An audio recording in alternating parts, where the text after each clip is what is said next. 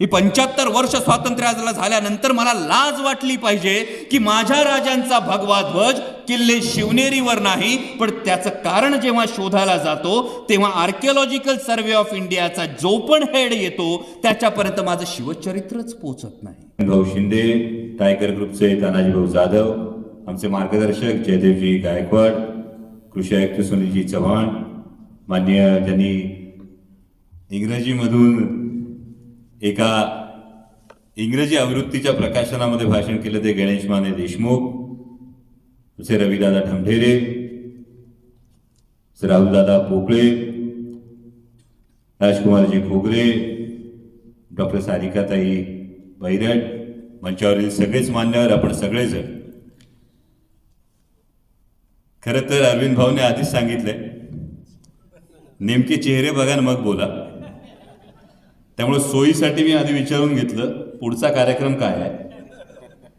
कारण पुढचा कार्यक्रम काय हे फार महत्वाचं आहे की तुम्ही ज्या क्षेत्रात काम करता, जर नाटकाचा सेट लागणार असेल तर नाट्यगृह किती लवकर दिलं पाहिजे याचं भान राजकीय व्यक्तींनी ठेवलं पाहिजे, ही एक गोष्ट. आणि दुसरी फार महत्वाची गोष्ट आहे की विशेषतः संसदेत बोलत असताना मोजक्या वेळेत बोलायचं असतं. जरी खूप सगळे मुद्दे मांडावेसे वाटत असले तरी मोजक्या वेळात बोलायचं असतं, तेव्हा मोजक्या वेळात आटोपणार आहे याची आधीच ग्वाही देतो. आणि कोकाटे सरांचं मी मनापासून अभिनंदन करतो आणि आभार मानतो ते अशासाठी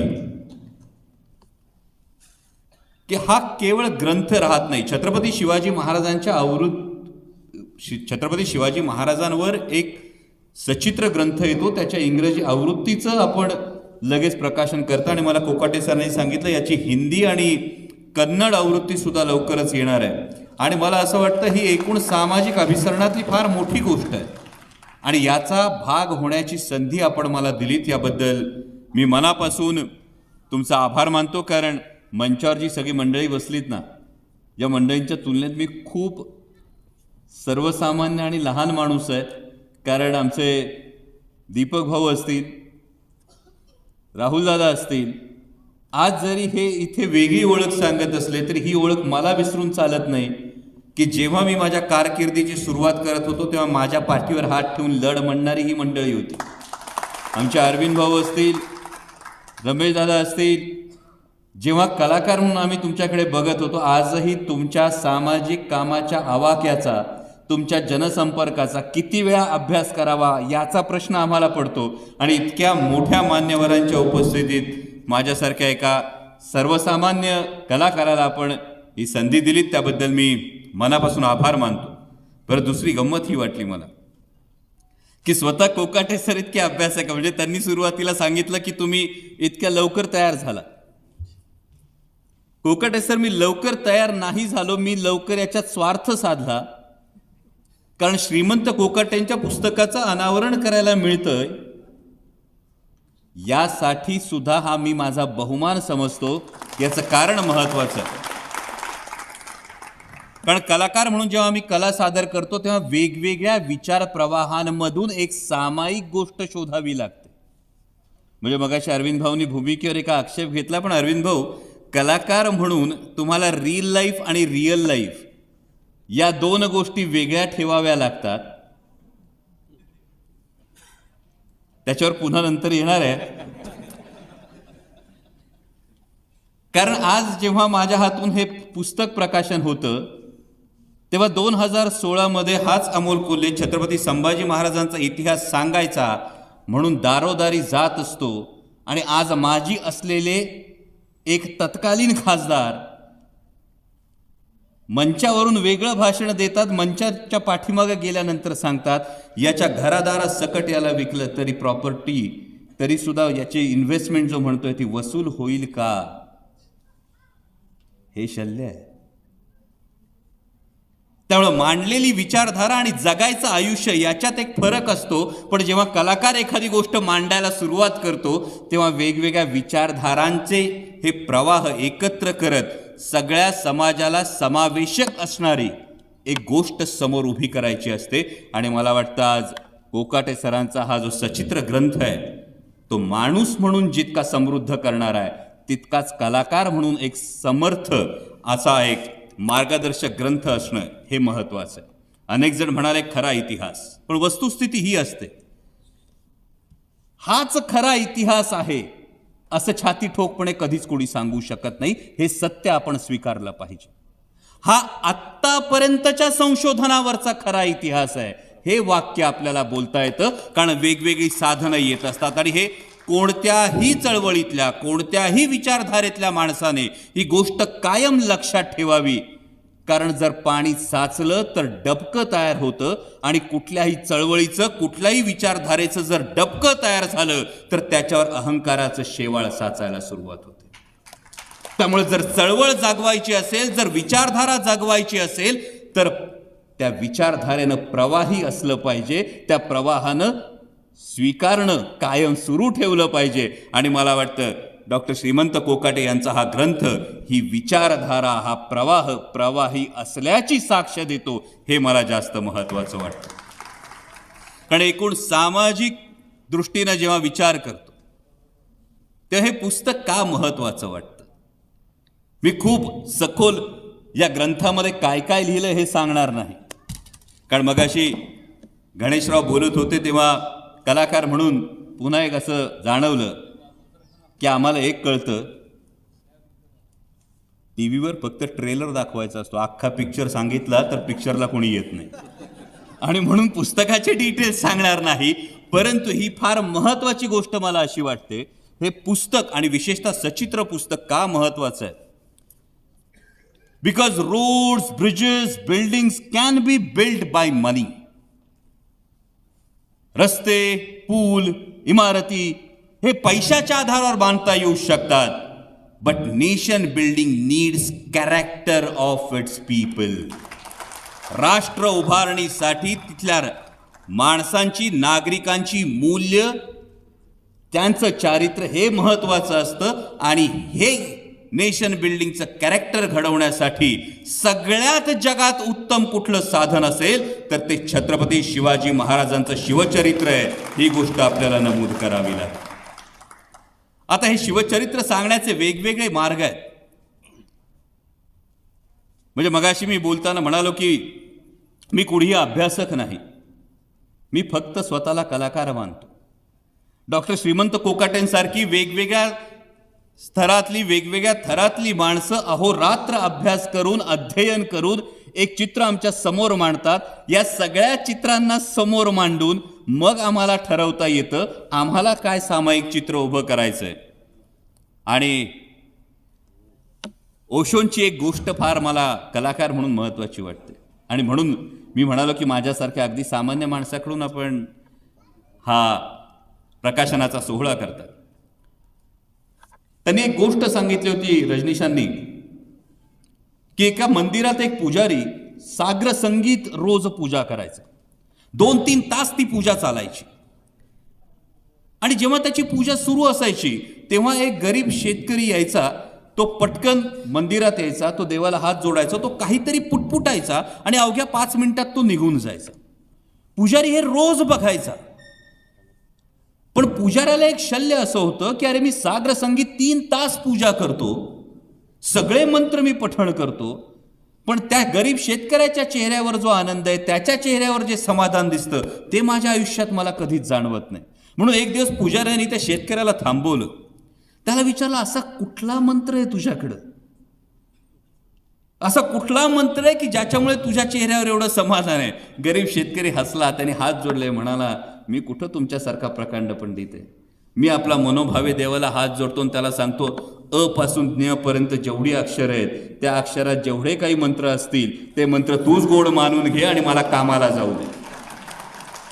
मला वाटतं आम्हा कलाकारांचं हे असं असतं, इतकं सोपं असतं.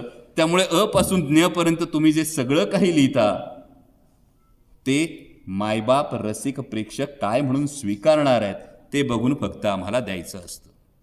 पण जेव्हा ही मांडणी होते, अनेकदा मांडणी होते, शिवचरित्राची वेगवेगळ्या पद्धतीनं मांडणी होते, अनेकदा वाद होतात, अनेकदा संवाद होतात, अनेकदा आक्षेप घेतले जातात. मुळात महत्वाची गोष्ट आपण विसरून जातो की मी बरोबर आहे हे सांगण्यासाठी तू चुकलास हे सिद्ध करण्यात आपली एनर्जी घालवायची गरजच नसते. मी बरोबर हे सांगण्यासाठी तू चुकलास हे सिद्ध करण्याची गरज नसते, कारण मनाचं सुद्धा शरीरासारखं असतं. रोज जेवतो, भरपेट जेवतो, आवडीचं असेल ते जेवतो. जे चांगलं आहे ते शरीर स्वीकारतं, जे नाही ते फेकून देतं. त्यामुळे मी बरोबर आहे हे सांगण्यासाठी तू चुकलास याच्यात एनर्जी वाया घालवण्यापेक्षा आपली रेष एवढी उंच करा की हे सकस आहे, हे चांगलं आहे, याच्यावर मनाचा विश्वास बसला पाहिजे. आणि त्यामुळे वादापेक्षा जेव्हा संवाद होतो, एक साधा एक प्रसंग आहे. पुन्हा एक मंदिर होतं. आता शिवचरित्र सांगण्याचे वेगवेगळे प्रकार असू शकतात. हा इतिहास मांडण्याचे वेगवेगळे प्रकार असू शकतात. इतिहासावरून भांडण्याचे वेगवेगळे प्रकार असू शकतात. पण जेव्हा मांडणी करायची असेल, कोणी ग्रंथाच्या माध्यमातून करेल, कोणी संशोधनपर निबंध लिहिल, कोणी कांबळे सरांसारखा चित्रकार त्याच्या चित्रातून ते व्यक्त होईल, कोणी शाहीर त्याच्या शाहिरीतून व्यक्त होईल, कोणी कवी त्याच्या कवितेतून व्यक्त होईल, कोणी कलाकार त्याच्या कलाकृतीतून व्यक्त होईल, कोणी कादंबरीकार त्याच्या कादंबरीतून व्यक्त होईल. अनेकदा होतं असं की एक मंदिर असतं, त्या मंदिराकडे वेगवेगळे प्रवासी चाललेले असतात. त्यातले काही प्रवासी पायी जात असतात, काही प्रवासी बैलगाडीतून जात असतात, काही प्रवासी घोड्यावरून जात असतात आणि काही प्रवासी मोटारीतून जात असतात, गाडीतून जात असतात. जो बैलगाडीतून जात असतो तो म्हणतो, हे कसले दरिद्री, पायी कशाला जात आहे. जो पायी जात असतो तो म्हणतो, मी जोपर्यंत पायी जात नाही तोपर्यंत माझी भक्ती पोचणार नाही. जो घोड्यावरून जात असतो तो म्हणतो, हा कशाला खटारगाडीतून जातो एवढ्या हळू, मी किती पटकन पोचू शकतो. खटारगाडीतून म्हणणारा म्हणतो की तो माझाच जातोय, मी कसा सगळ्यांना घेऊन जातोय, तो घोड्यावर एकटाच बसलाय. जो गाडीत बसलेला असतो तो सांगतो, अरे हा तर घोड्यावर चाललाय, हा अजून मागच्याच काळात जगतोय. जो घोड्यावर बसतो तो म्हणतो, अरे हा यंत्रातून चाललाय, हा भाव भक्ती देवापर्यंत कशी पोचणार. चौघांचे एकमेकांशी वाद असतात, चौघांचं एकमेकांशी भांडण असतं, पण चौघं शेवटी मंदिरात पोचतात. मंदिरात पोचतात आणि भगवंताचं दर्शन होतं.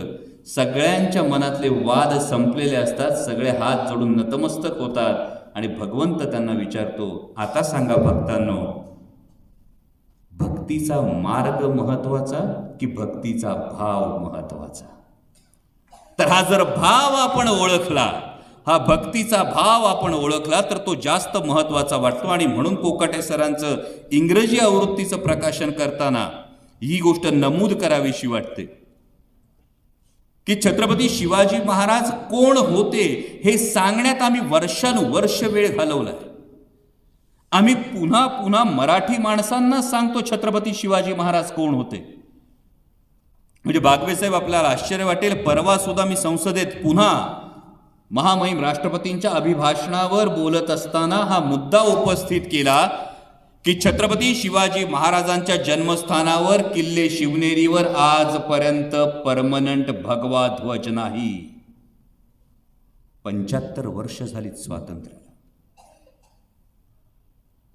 ही 75 वर्ष स्वातंत्र्याला झाल्यानंतर मला लाज वाटली पाहिजे की माझ्या राजांचा भगवा ध्वज किल्ले शिवनेरीवर नाही, पण त्याचं कारण जेव्हा शोधायला जातो तेव्हा आर्किओलॉजिकल सर्वे ऑफ इंडियाचा जो पण हेड येतो त्याच्यापर्यंत माझं शिवचरित्रच पोचत नाही. कारण त्यातला अभावानं आत्तापर्यंतच्या नियुक्त्यांमध्ये फक्त 2 मराठी माणसांची तिथे नियुक्ती झाली. आणि मग असं होतं की शिवचरित्राच्या नावानं आम्ही आमच्यामध्ये भांडत असताना, आम्ही शिवचरित्र भांडण्यात मांडत असताना इतर भाषांमध्ये आणि देशाच्या कानाकोपऱ्यापर्यंत मांडायला कमी पडलो. याचं आत्मचिंतन होणं गरजेचं आहे. आणि म्हणून कोकाटे साहेब, मला तुमचं अभिनंदन करावं असं वाटतं की महाराष्ट्राच्या सीमा ओलांडून सुद्धा इंग्रजी भाषेत तुम्ही हे पहिल्यांदा पुस्तक करताय. त्यानंतर तुम्ही हिंदीमध्ये विचार करतात, तुम्ही कन्नडमध्ये विचार करतात आणि हे सातत्यानं होत राहिलं पाहिजे, हे फार गरजेचं आहे. मगाशी घोगरे सरांनी बोलताना सांगितलं सर की कोकाटे सरांनी 1000 पानांचं शिवचरित्र लिहावं. माझी विनंती कोकाटे सर, कृपया 1000 पानांचं शिवचरित्र लिहू नका. कृपया 1000 पानांचं शिवचरित्र लिहू नका. त्याऐवजी 100 पानांची 1000 पुस्तकं जर लहान मुलांसाठी लिहिली तर ती मूस आधी बनवायला लागेल. कारण ते मन संस्कारशील जे आहे त्याला समजणाऱ्या भाषेमध्ये त्याच्यावर ते शिवसंस्कार घडवावे लागतील. हे जर आपण केलं तर ते फार महत्वाची गोष्ट आहे. पहिरेटताई, आपण बोलताना म्हणालात की मालिका किंवा मालिकेतल्या भूमिकेचं सादरीकरण आणि ते करत असताना मिळणारा आनंद. मगाशी अनेकांनी ओळख करून देताना मेंबर ऑफ पार्लमेंट, खासदार या अनेक गोष्टी सांगितल्या. पण प्रामाणिकपणे ही एकूण सगळी परिस्थिती बघितल्यानंतर अनेकदा असं वाटतं भाऊ की खासदारकीचं जॅकेट काढून ठेवावं आणि पुन्हा कवड्यांच्या माळेला नमस्कार करून तीच माळ गळ्यात घालावी. कारण त्याच्या इतकं सुख आणि त्याच्या इतकं समाधान आणि त्याच्या इतकी मोठी जबाबदारी जगाच्या पाठीवर दुसरी कुठलीही नाही. आणि आपण जे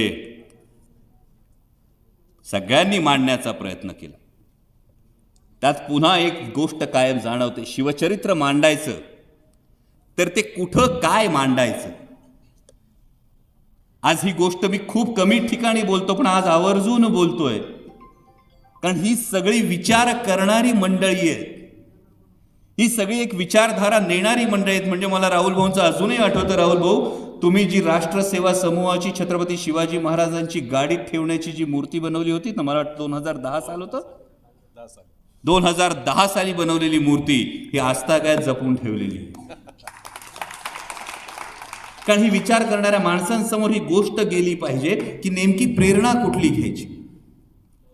म्हणजे मगाशी घोगरे सरांनी नदीचं मूळ सांगताना फार महत्वाची गोष्ट सांगितली. नदीचं मूळ, स्त्री सत्ताक पद्धतीची गोष्ट सांगितली. आम्ही हा अभ्यास करतो, पण हा अभ्यास सत्कारणी तेव्हाच लागतो की इथे माता भगिनी असतील, सोबत आलेले असतील, आमच्या बहिणीला घेऊन आलेले भाऊजी आले असतील. भाऊजी इथं घोगरे सर जेव्हा स्त्री सत्ताक पद्धतीविषयी सांगतील तेव्हा टाळ्या वाजवतील. आणि घरी गेल्यानंतर भाऊजी जर आमच्या बहिणीला म्हटले, चल भूक लागली, वाढ, स्वयंपाक कर, तर कुठंतरी गल्लत होती. स्त्री सत्ताक म्हणजे पुन्हा सगळी सत्ता द्या असं नाही. स्त्री सत्ताक म्हणजे सगळ्यात महत्वाचं म्हणजे ती माऊली सुद्धा एक स्वतंत्र व्यक्तिमत्व आहे. तिला सुद्धा एक अस्तित्व आहे.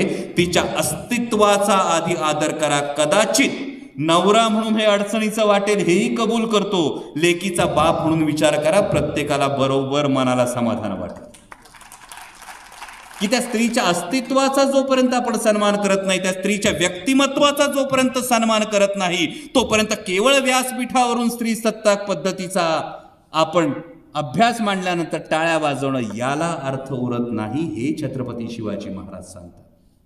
आणि जेव्हा शिवचरित्र वेगवेगळ्या व्यासपीठांवर मांडण्याची वेळ येते तर नेमक्या कुठल्या व्यासपीठावर काय मांडायचं. मला एक निर्माते भेटले आणि त्या निर्मात्यांनी मला सांगितलं की छत्रपती शिवाजी महाराजांवर आपण आंतरराष्ट्रीय दर्जाचा एक सिनेमा बनवू पाहतो. त्यांनी मला स्क्रिप्ट वाचायला दिली. त्यांनी स्क्रिप्ट वाचल्यानंतर मी सांगितलं की त्यांनी अफजल खानाला मारलं, त्यांनी शाहिस्ते खानाची बोटं छाटली, त्यांनी आग्र्याला हे केलं. हे सगळे पराक्रम फार महत्वाचे आहेत. पण या पराक्रमांबरोबरच जेव्हा आंतरराष्ट्रीय पातळीवर जायचं असेल तर आंतरराष्ट्रीय पातळीवर आम्हाला याच्याबरोबर इतरही गोष्टी सांगाव्या लागतील की अब्राहम लिंकन यांनी लोकशाहीची व्याख्या फार नंतर केली, पण त्याच्या कितीतरी वर्ष आधी रयतेचं राज्य स्थापन करणारे छत्रपती शिवाजी महाराज आहेत. नैतिक अधिष्ठान. मगाशी कुणीतरी बोलताना उल्लेख केला की कोकाटे सरांनी त्यांच्या पुस्तकामध्ये जिजाऊ मासाहेबांचा जो उल्लेख केला, मला कायम हे कुतूहल वाटतं की नेमकं राष्ट्रमाता जिजाऊ मासाहेबांचं योगदान काय, नेमकं स्वराज्य संस्थापक शहाजी महाराज साहेबांचं योगदान काय. मला एक चित्र फार भावलं कोकाटे साहेब. त्यामध्ये शहाजी महाराज साहेब राजमुद्रा बालशिवबांना देतानाचं जे आपण अनेकांच्या मनातले संभ्रम, अनेकांच्या मनातले प्रश्न हे दूर केले जातात. जेव्हा बापाची 3 स्वप्न कोलमडून पडलेली असतात तेव्हा बाप आपल्या लेकराकडूनच स्वप्न बघत असतो की माझं स्वप्न तू पूर्ण कर. आणि तोपर्यंत असलेल्या अरबी फारसी भाषांमधल्या मुद्रा सोडून या देशीचा राजा तर त्याची भाषा सुद्धा, त्याच्या मुद्रेची भाषा सुद्धा एकतर देशी असली पाहिजे एवढा पुढचा विचार करून जेव्हा शहाजी महाराज साहेब ही मुद्रा देतात तेव्हा तुम्ही केवळ इतिहास सांगत नाही, तुम्ही प्रत्येक बापाच्या डोळ्यात एक स्वप्न पेरत असता आणि प्रत्येक पोराच्या डोळ्यात त्याचा बाप हा आदर्श होईल याची पेरणी करत असता. ही आजच्या काळात महत्वाची गोष्ट.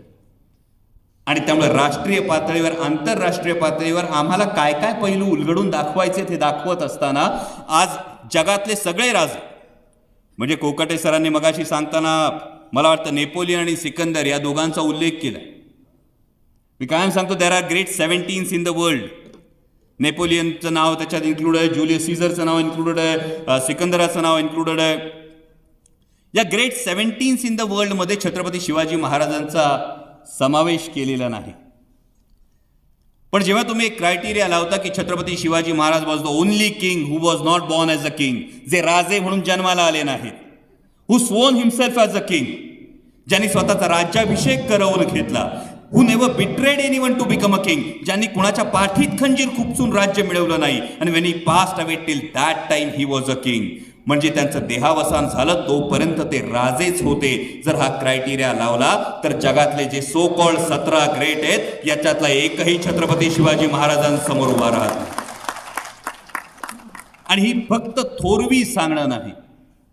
आज छत्रपती शिवाजी महाराजांनी जे स्वराज्य निर्माण केलं, या स्वराज्यापेक्षा आकारानं मोठी असलेली अनेक राज्य निर्माण झाली असतील. छत्रपती शिवाजी महाराजांच्या स्वराज्यापेक्षा वैभवानं मोठी असलेली अनेक राज्य निर्माण झाली असतील.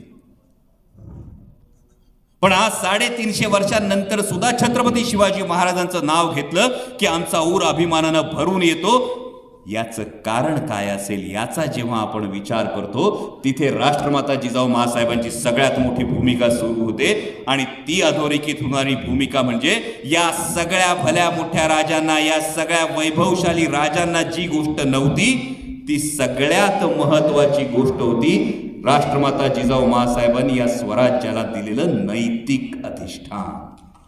जेव्हा आपण आजच्या काळात बोलतो तेव्हा हे नैतिक अधिष्ठान असणं म्हणजे फक्त शिवाजी महाराज की जय म्हटल्याने नैतिक अधिष्ठान होत नाही.